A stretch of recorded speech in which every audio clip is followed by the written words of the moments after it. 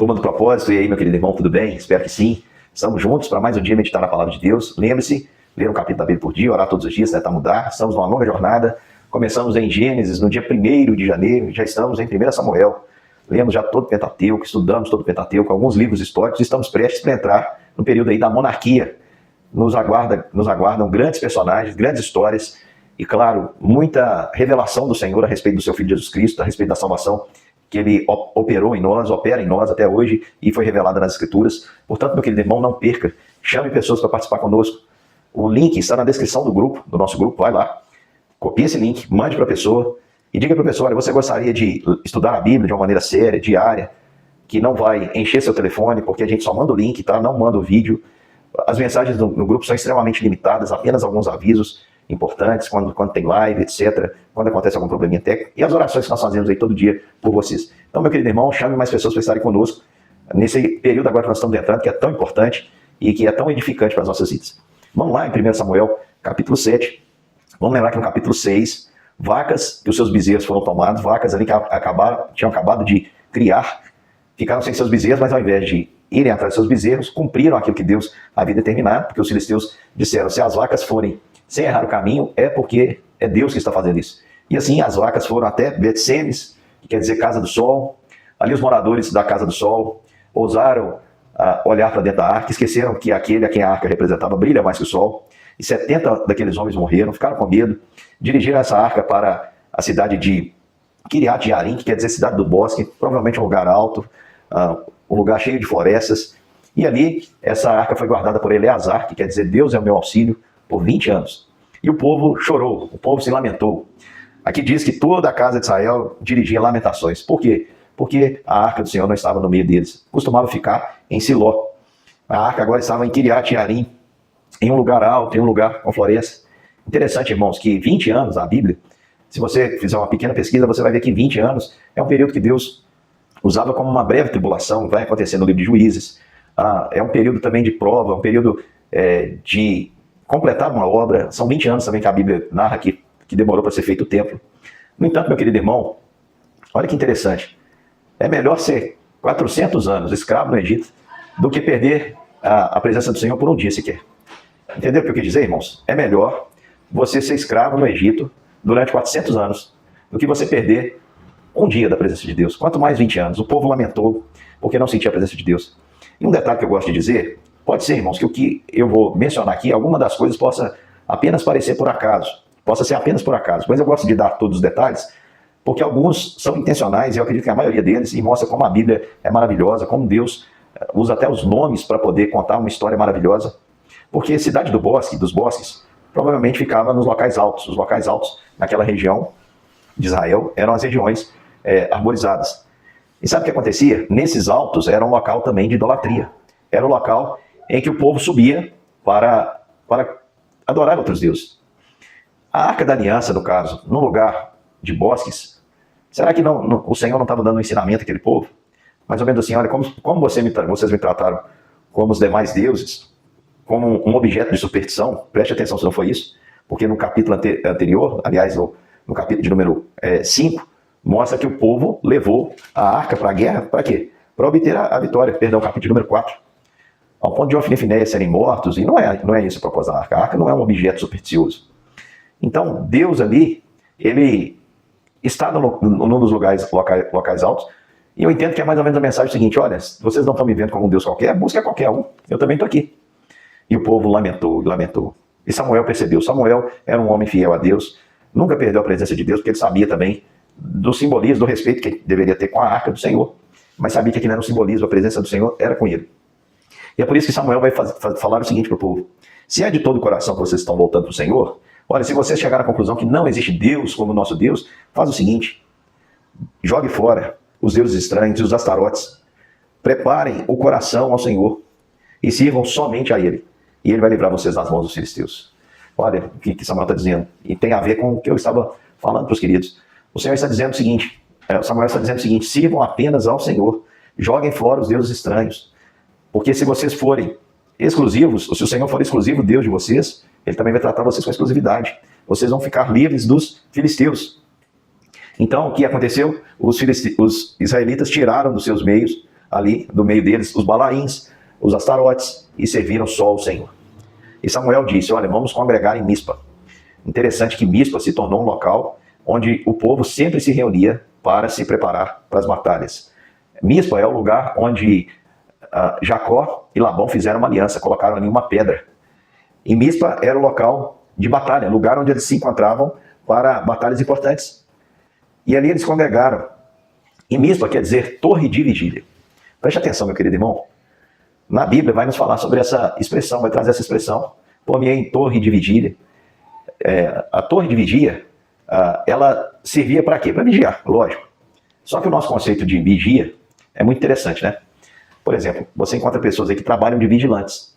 E você percebe que aquela pessoa está ali só para dar um sinal mesmo. Porque se entrar uma pessoa, se entrar um bandido, se entrar um ladrão, se entrar uma pessoa armada, a única coisa que aquela pessoa vai poder fazer é tentar ligar, é gritar, porque não tem uma preparação para aquilo. Diferentemente das Forças Armadas, por exemplo, quando você é colocado em uma guarita para ter que ficar de plantão, de vigia, você não pode dormir. Você tem que estar pronto para tudo. Você tem que estar pronto para o combate. E esse é o sentido, irmãos. A torre de vigia servia para que os homens ali de Israel se preparassem para a batalha. Samuel chama esses homens para Mispa, e ali diz o texto que Samuel julgou os filhos de Israel em Mispa. E como é que Samuel julgava? Samuel falava da vontade de Deus. Ele admoestava. Existem 3 tipos de disciplina. Existe a disciplina verbal, existe aquela disciplina temporária, quando a pessoa é afastada das suas atividades, e existe aquela disciplina que a igreja aplica, que é definitiva, quando a pessoa é excluída. Quando a pessoa está fazendo algo errado e diz que não se arrepende e que está decidido resolutamente a viver daquela forma e acaba sendo excluída. Queridos, eu tenho para mim que a mais poderosa, a que mais fere e a que mais traz resultado é uma boa admoestação à luz da palavra. Porque quando você repreende o justo, ele vai amar você. Quando você chama a atenção de alguém à luz da palavra, ele vai ouvir, ele não vai retrucar. Se o coração dele permanecer duro, pode ser um sinal de que ele nunca conheceu o Senhor. Porque o cristão, quando ele é confrontado com o seu pecado, ele não tem força. Porque ele sabe que o seu pecado é contra o Senhor. E assim Samuel admoestava o povo, julgava o povo. E o que aconteceu é quando eles estavam ali, os filisteus ouviram que eles estavam reunidos, e os governantes saíram então para atacá-los. E quando os israelitas ouviram isso, eles tiveram medo. Então disseram a Samuel, não cesse de clamar o nosso Deus por nós, para que ele nos livre das mãos dos filisteus. E aí Samuel, irmãos, era alguém muito usado por Deus, com muito discernimento. Ele pegou um cordeiro que ainda mamava e sacrificou em um holocausto ao Senhor. Por que Samuel pegou um cordeirinho que ainda mamava? Para mostrar, irmãos, a pureza e para mostrar a pureza daquilo que ele estava oferecendo. Assim como o povo de Israel, Samuel disse, se é de coração, deitem fora e sirvam só ao Senhor. E o povo de Israel fez isso. Então Samuel está dizendo que, Senhor, esse povo está com pureza de coração, está tentando se corrigir de verdade. E isso é bonito, irmãos, porque sem arrependimento não há remissão de pecados. O que é o arrependimento? Arrependimento é tristeza para com o meu erro. O Senhor me perdoa sempre, mas uma coisa que o Senhor quer de mim, meu querido irmão, e de você, é que nós não estejamos contentes, satisfeitos. Não tem como o Senhor me perdoar se eu estou feliz por ter pecado. Não. O pecado tem que ser algo que está me esmagando, me consumindo, como se fosse um câncer da alma. Eu não suporto, nem você, e é por isso que nós precisamos confessar o nosso pecado e deixá-lo. Você já teve alguma experiência de pecar e sentir a mão do Senhor pesar sobre você de dia, de noite? Você vira para o lado, parece que está escrito na parede culpado, você olha para o teto, está escrito culpado, você olha para o chinelo, parece que está escrito culpado.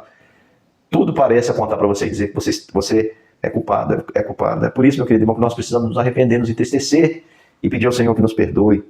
E foi assim, Samuel trouxe um coraçãozinho assim, quebrantado. O Senhor não rejeita. É lindo para Deus, como um cordeirinho que mama e que é sacrificado ali em holocausto ao Senhor, todo ele. Um cordeirinho também, vamos pensar, quantos quilos de carne, quanta gordura, não tem nada. É isso que nós somos para Deus, irmão, pequenininho.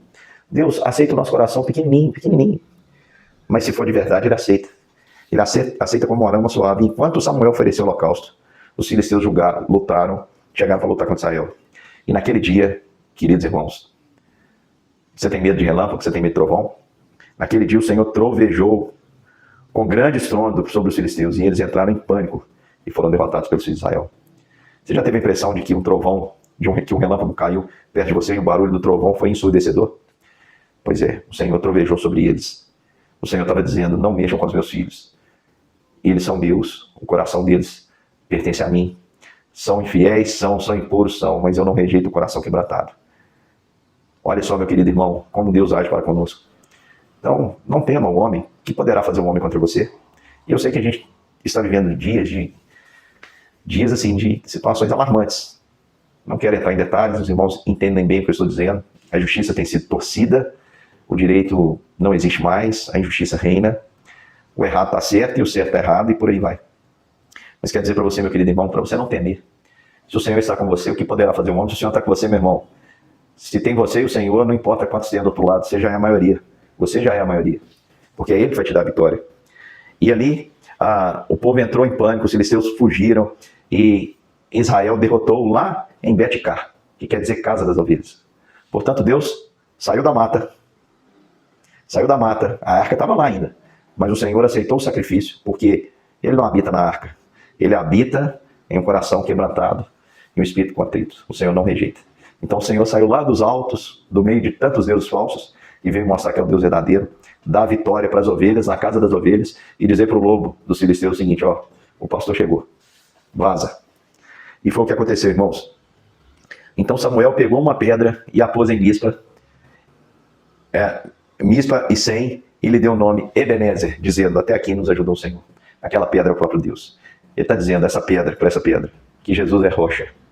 Ebenezer, pedra de ajuda. Ele colocou aquela pedra simbolizando Deus e disse assim: até aqui nos ajudou o Senhor, porque o Senhor está conosco. E assim os filisteus foram abatidos e nunca mais voltaram. Todas as terras foram devolvidas de Ecrom até Gate, e houve paz entre Israel e os amorreus. E Samuel, irmãos, durante aquela geração, julgou Israel todos os dias de vida. De ano em ano ele voltava e passava na cidade de Betel, onde Jacó teve o sonho, Gilgal, que foi a cidade ali onde eles se prepararam para atravessar o Jordão, Mispa, que é esse lugar tão importante aqui, se preparando aí para as batalhas. Porém, todos os anos ele voltava para Ramá, porque lá estava a sua casa. E lá em Ramá foi que Samuel, o sacerdote, aquele homem de Deus que julgava Israel, havia estabelecido um altar ao Senhor.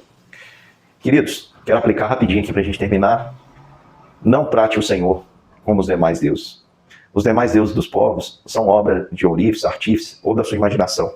Tem olhos e não veem, tem boca e não falam, tem ouvidos e não ouvem. E a Bíblia diz que fazem-se semelhantes a eles os que o adoram. Assim como eles são ineficazes, assim também quem os adoram se torna tão ineficaz quanto eles. Adore o Deus vivo e verdadeiro, meu querido irmão. Se é de coração que você quer servir ao Senhor, abandone os ídolos, seja quais forem. Tem muita gente que põe desculpa: eu aprendi assim, a minha família tem esse costume, é desde pequeno. Para com isso, meu querido. Tema só o Senhor, sirva só o Senhor. Não confunda os propósitos. Você não está aqui para nenhuma outra coisa, senão servir o Senhor. Tudo que você fizer. Mas eu não sou pastor, não sou presbítero, eu não trabalho na igreja. Não tem problema, meu querido irmão. No seu serviço, no seu dia a dia, quer palavra, quer ação, qualquer coisa que você fizer, você tem que fazer para a glória de Deus. Deite fora os ídolos. O momento é agora. Nós estamos aí num período onde nós seremos muito provados. O Senhor, todos os dias, dentro desse período aí, eu acredito, né? Não sei como é na sua cidade, mas a nossa aqui é bem complexo. O Senhor vai perguntar para nós quem nós realmente adoramos. E a resposta não precisa vir dos seus lábios, não. Vai vir das suas atitudes. Você adora aquele a quem você resolveu obedecer. Você teme aquele que você resolveu obedecer. Se é seus impulsos, você vai servir aí aos deuses do seu coração. Se é o Senhor, meu querido irmão, você vai procurar ter domínio próprio e dar um bom testemunho para a glória do Senhor. Saiba, meu querido irmão, que o Senhor não é como os deuses desse mundo. Nós temos um pastor nas nossas almas, que dá vitória às ovelhas. A ovelha não tem sistema de defesa, mas ao mesmo tempo temos, não próprio. A nossa defesa é o próprio pastor, que vê vir o lobo e não foge, porque ele não é mercenário. Ele é um bom pastor que dá a vida pelas ovelhas, deu por nós na cruz e continua nos dando a vitória sobre o inimigo. A Bíblia diz: sujeitai-vos, pois, ao Senhor, e o inimigo fugirá de vós. Sujeitai-vos, pois, a Deus, e o inimigo fugirá de vós. Por isso, meu querido irmão, se você se sujeitar ao pastor da sua alma, pode ter certeza que o inimigo vai bater em retirada. E o momento de vigia não é um momento para você pensar assim: será que o inimigo vem? Pode ser que ele venha. Não. O momento de nós vigiarmos, como Jesus disse, deve ser como Mispa. Está pronto para a batalha. Nos dispusemos a vigiar, pode ter certeza. Uma hora o inimigo vai atacar e nós temos que estar preparados para vencer. Com Cristo nós venceremos. Um grande beijo, meu irmão. Até amanhã, para a gente fechar bem essa semana aqui. Até mais.